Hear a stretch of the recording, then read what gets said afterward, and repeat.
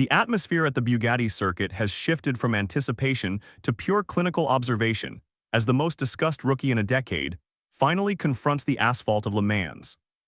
Inside the Prima Pramac Yamaha garage, the air is thick with the scent of high-octane fuel and the silent pressure of a transition that many experts deemed impossible.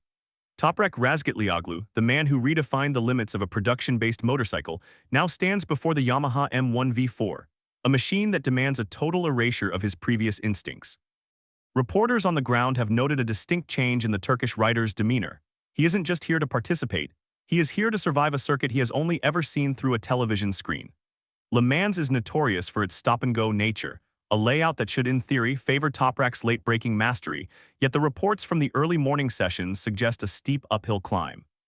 Insiders claim that the transition from the Pirelli tires he used for years to the highly specific Michelin front tire is proving to be a technical wall that even his talent cannot simply leap over.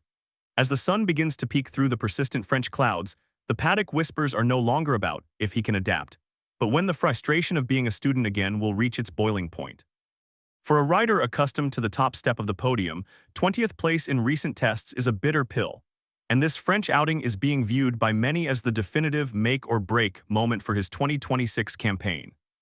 What was once considered his greatest weapon has suddenly become his most significant liability under the grueling braking zones of the Dunlop chicane. The technical struggle at the heart of Toprak's French GP preparation revolves around a single, frustrating mechanical disconnect: the engine braking strategy of the new Yamaha V4.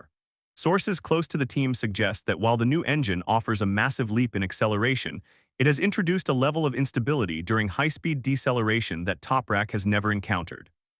In World Superbike, his stoppy style was a tactical advantage, but in the precision-driven world of MotoGP, lifting the rear wheel mid-corner results in a catastrophic loss of electronic space traction control. Telemetry data leaked from the Jerez test indicated that Toprak was losing nearly 0.4 of a second purely in the entry phase of slow corners, exactly the type of corners that define Le Mans. Engineers are working around the clock to map the V4's deceleration torque, but the reports indicate that Toprak feels disconnected from the front end. There is a growing concern among the technical staff that the rider is fighting the bike rather than flowing with it. One senior mechanic was overheard saying that the bike is currently too intelligent for Toprak's raw, physical style, creating a digital barrier between the rider's intent and the asphalt. As the clock ticks toward the official practice sessions, the question remains: can the team soften the M1's edges, or will Toprak be forced to abandon the very style that made him a global phenomenon? While the public face of Pramac Yamaha remains unified, the timing screens are telling a much more competitive and tense story between the two sides of the garage.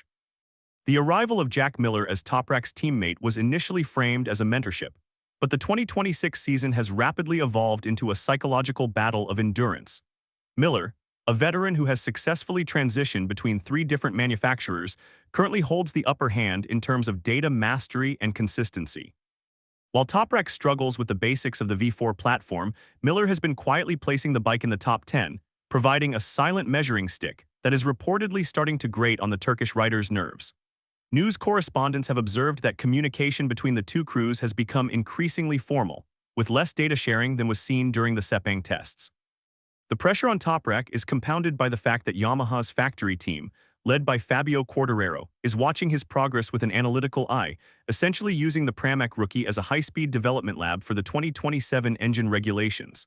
There is a palpable sense that Toprak is being asked to do 2 jobs at once: learn to be a MotoGP rider and develop a prototype engine.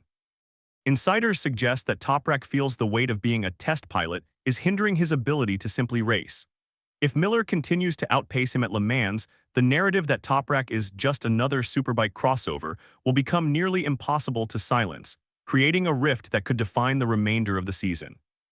Deep within the Yamaha hospitality, the conversation has shifted from podium goals to the fundamental survival of the Blue Shift development plan. The 2026 season represents the most significant technical pivot in Yamaha's modern history: the abandonment of the inline-4 for the V4 architecture, and Toprak Razgatlioglu is the face of this gamble. Reporters covering the technical updates in France have highlighted that the V4 engine is still in its infancy, suffering from heat dissipation issues and a power delivery curve that remains unpredictable. Toprak's feedback is crucial, but some believe the bike is currently too unrefined for a rookie, even one of his caliber. Rumors from the pit lane suggest that a radical setup was attempted during the private Le Mans test, involving a completely different weight distribution to mimic the feel of his old BMW, but the results were mixed at best. The technical fallout is significant.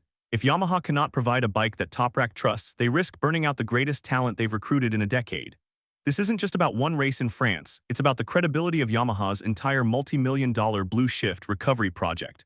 Paddock whispers indicate that if the results don't improve by the summer break, there may be a shakeup in the engineering leadership. Toprak is effectively the canary in the coal mine for Yamaha. If he can't make the V4 work with his legendary adaptability, then the problem likely lies deep within the Japanese factory's blueprints, a realization that would send shockwaves through the entire MotoGP community. Beyond the carbon fiber and the data logs lies a human story of immense expectation, as the first Turkish rider in Premier Class history carries the hopes of millions into every turn. The media frenzy surrounding Toprak at Le Mans isn't just about his lap times, it's about the cultural significance of his presence on the grid. Turkish television crews have descended on the Bugatti circuit in record numbers, creating a goldfish bowl environment for the 29-year-old. Sources close to the rider suggest that the constant scrutiny is beginning to take its toll, especially as the staggering results of his WSBK days feel like a distant memory compared to his current 18th and 20th place finishes. There is a delicate balance being struck between his starting from zero mindset and the external demand for immediate success. Some insiders have expressed concern that the psychological strain is leading to uncharacteristic mistakes on track, with Toprak running wide in sectors where he should be clinical. The emotional stakes are at an all-time high. Toprak isn't just fighting for himself, he's fighting to prove that the path from World Superbike to MotoGP isn't a dead end. In his own words, he is more excited than concerned, but his body language in the garage tells a different story, one of a man who realizes the mountain he is climbing is much steeper than anyone told him. As he prepares for the final practice session, the paddock is watching to see if the Turkish prodigy will crack under the pressure, or if the Le Mans test has finally given him the key to unlock the M1's hidden potential. As the sun sets over the Bugatti circuit, the final telemetry from the private test has left the engineers with more questions than answers, setting the stage for a dramatic French Grand Prix. The fallout from the Le Mans test has been described by some as explosive, not because of a single incident, but because of the sheer gap between expectation and reality. While Toprak managed to shave a few tenths off his personal best toward the end of the session, he remains nearly 1.2 seconds off the pace of the frontrunners. News reports suggest that a heated confrontation occurred in the team briefing regarding the bike's electronic intervention levels, with Toprak requesting more manual control, a request that the engineers are hesitant to grant given the volatility of the V4 engine. This disagreement highlights the fundamental clash between a rider who relies on feel and a sport that is increasingly governed by algorithms.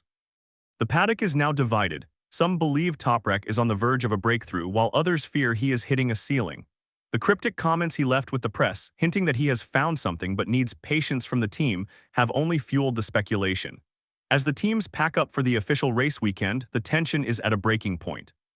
The French Grand Prix won't just be another race on the calendar.